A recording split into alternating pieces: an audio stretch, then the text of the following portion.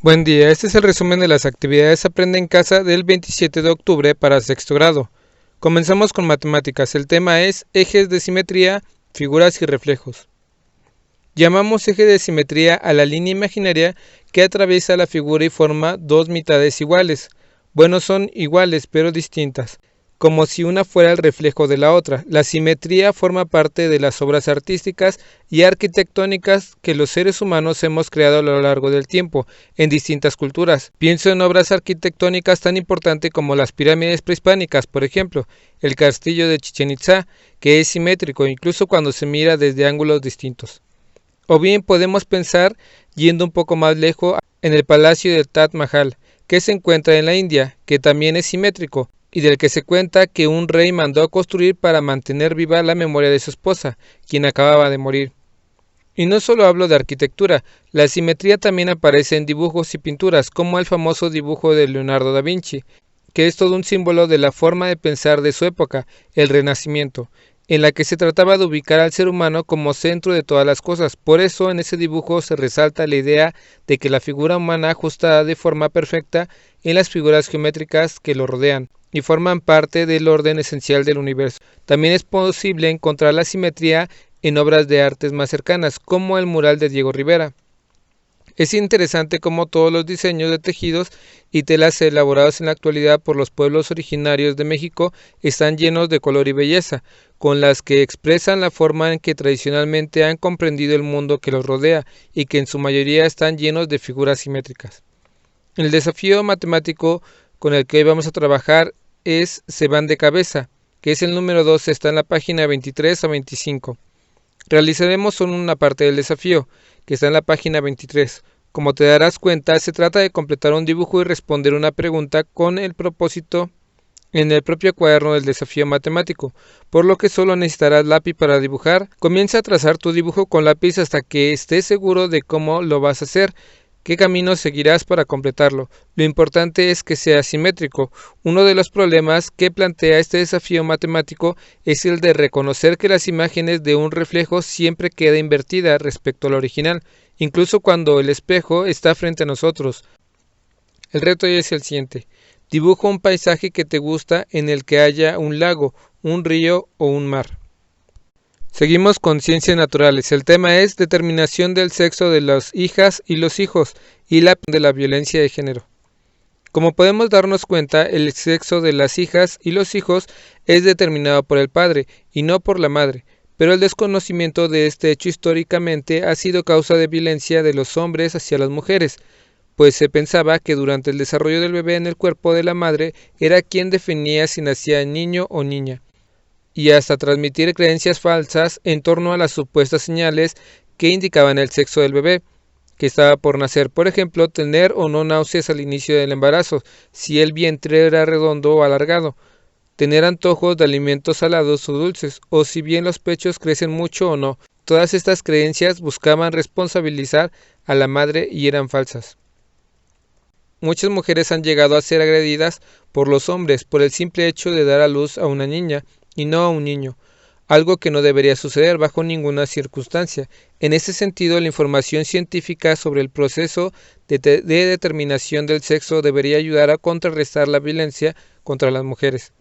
La determinación del sexo genético mediante la herencia de los cromosomas X o Y o de los espermatozoides del padre durante la fecundación es un hecho biológico que no solo define si el nuevo ser se desarrollará como hombre o como mujer, pero eso no define aspectos sociales como las capacidades, habilidades o comportamientos que dependen de la convivencia con otras personas.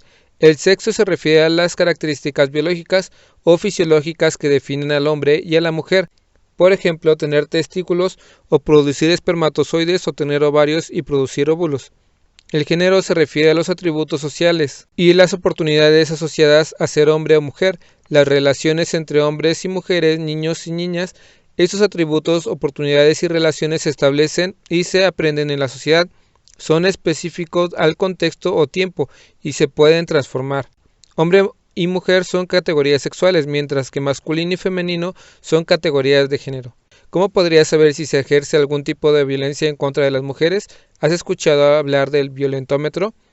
Bueno, Pues el violentómetro es un material gráfico y didáctico en forma de regla que consiste en visualizar las diferentes manifestaciones de violencia que se encuentran ocultas en la vida cotidiana y que muchas veces se confunden o se desconocen.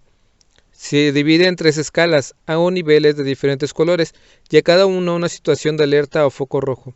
Es una herramienta útil que permite estar alerta, capacitado y atento para detectar y atender ese tipo de prácticas, no solo de gran beneficio para las instituciones educativas, sino también para los ámbitos familiares y laborales. Ante cualquier señal de riesgo es importante buscar apoyo y, de ser necesario, denunciar ante las autoridades a quien ejerza la violencia. Pregunta lo siguiente a 2 mujeres y a 2 hombres adultos de tu familia. ¿Quién determina el sexo de los hijos, el padre o la madre? ¿Conoces algún caso en el que una niña o mujer se le haya negado oportunidades o que se enfrentara a maltrato o violencia por el simple hecho de ser niña o mujer? ¿Por qué consideras que se da ese maltrato hacia niñas y las mujeres? Escribe las respuestas en tu cuaderno y coméntalas con tus compañeros y tu maestra o maestro. El reto hoy es el siguiente.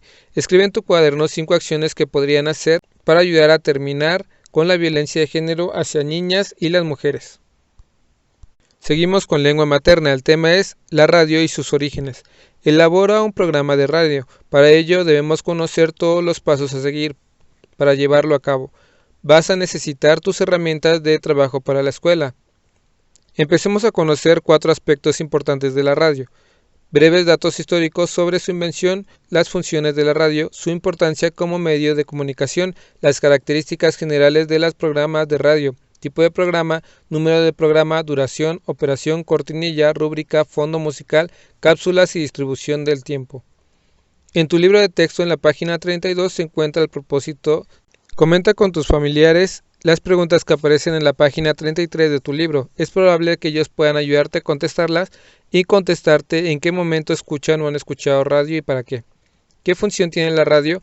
¿Con qué frecuencia escuchas la radio? ¿Qué importancia consideras que tiene ese medio de comunicación en tu comunidad? ¿Qué sabes acerca de cómo se escribe un programa de radio? Desde hace mucho tiempo la radio ha tenido un papel destacado con respecto a la difusión de programas culturales y educativos. Fue un invento que revolucionó la vida de las personas, pues de un momento a otro tenían acceso a cierta información que de otra manera hubiera sido difícil conocer. Permitió el desarrollo de tecnologías posteriores como la televisión, internet, el radar y el sonar. En América Latina los argentinos fueron los que comenzaron a fabricar aparatos radiofónicos. En México en 1921, Constantino de Tarbara realizó las primeras transmisiones radiofónicas e inició en Monterrey las transmisiones regulares de una emisión a la que llamó TND, en cuyo programa había un tenor, 2 pianistas y un declamador. La radio es uno de los medios de comunicación que mejor ha sabido sobrellevar la crisis. En el caso de nuestro país lo pudimos apreciar en el sismo de 1985 por las características de su transmisión. La radio es un medio de comunicación permanente en el móvil, nos podemos mover y seguir escuchándola. Inmediato, se caracteriza por su rapidez gracias a las nuevas tecnologías. Ágil, desde el punto de vista de narración. El locutor cuenta todo lo que está percibiendo. Activa la imaginación, nos hace percibir la realidad de una forma particular. La radiocomunicación es la tecnología que posibilita la transmisión de señales mediante la modulación de frecuencias o amplitud. El reto de hoy es el siguiente. Investiga en fuentes, enciclopedias o internet sobre la historia de la radio. También puedes buscar programas infantiles con la compañía de un adulto. Seguimos con historia. El tema es civilizaciones a lo largo de los ríos India. Hablar de civilización de India es sin duda referirse a una de las civilizaciones más fascinantes de la antigüedad, cuya herencia sigue haciéndose presente en la sociedad actual y en algunas otras partes del mundo, a través de religiones como el hinduismo, el budismo o incluso a través de la propia lengua que hablamos. El español, que fue traído por los españoles a nuestro territorio, forma parte de una familia lingüística más amplia llamada la familia indoeuropea. Vamos al libro de texto de historia. En la línea del tiempo que se encuentra en la página 36, puedes observar que el origen de la civilización de la India se remonta al año 3000 a.C., con la aparición de las llamadas culturas del Valle del Indo. Se trata de sociedades agrícolas que se asentaron en una tierra fértil, regada por el río Indo y sus afluentes. Estas sociedades se organizaron en pequeños asentamientos y fundaron dos ciudades importantes, Harappa y Mohenjo. Estas ciudades fueron levantadas sobre una planta cuadriculada y contaba con adelantos como el drenaje subterráneo. Era una sociedad fundamentalmente agrícola, sin embargo también practicó el comercio. Se sabe que sostuvieron constantes intercambios comerciales con civilizaciones como la mesopotámica. Sus cultivos principales fueron el trigo, la cebada y el algodón, que se encuentran aquí por primera vez en la historia. Lo que ocurrió es que aproximadamente hacia el año 2000 a.C., tribus indoarias llegaron a la India. Se trataba de pueblos nómadas pastorales que encontraron por los pasos montañosos al noreste de la India, conduciendo sus rebaños de ganado vacuno. Estos pueblos se denominaban a sí mismos Arya, término que significa noble, y mantenían lazos culturales a través de la lengua que posteriormente se llamarían sánscrito, pertenecientes al troco indio-europeo. Quiere decir que realmente la gente lleva mucho tiempo de nómada, pero de pronto encontró las condiciones para establecerse y una cosa llevó a la otra. Las tribus indoarias pasaron a la jefatura de guerra y organización por clanes, hasta conformar sistemas monárquicos plenamente constituidos. Adoptaron la agricultura y establecieron aldeas, pueblos y finalmente ciudades.